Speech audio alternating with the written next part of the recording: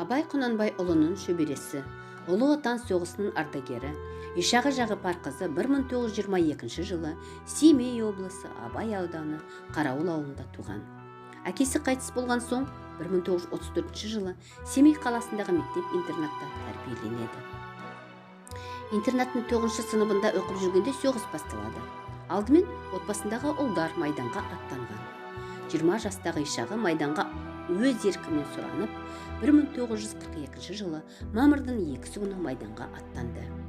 Міне өзі айтқан сөзінен: біз семейлік 3-4 қыз майданға өз еркімізбен әскери комиссариатқа барып тұрып сұрандық.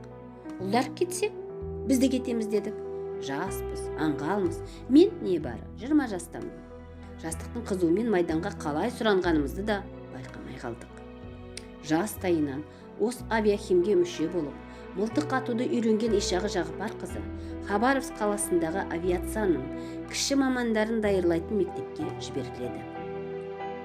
Авиацияның кіші қызметкерлерін дайындайтын курсты оқып бітіріп, авиа атқыш мамандығын алып, соғысқа аттанады.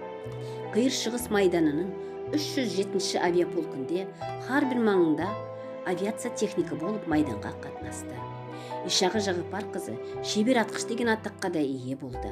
Ал 1945 жылы Манчжурия маңындағы Жапонияға қарсы ұрыстарға қатысып, көрсеткен ерлігі үшін Ишағы Жағыпарқызына Сталиннің бұйрығымен алғыс беріледі. Екі дүниежүзілік соғысқа абай бабаларынан тараған 9 адам қатысыпты. Соның 2 ғана аман қалған екен.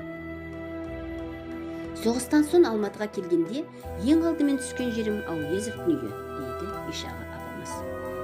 Соғыстан кейін 1946 жылы 4 қаңтарда Алматыға келіп, қыздар педагогикалық институтына оқуға түседі. Қолында әпкесі мен сіңлісі болғандықтан оқуды аяқтамай, Абай атындағы Алматы педагогикалық институтының сырттай оқу бөліміне ауысады.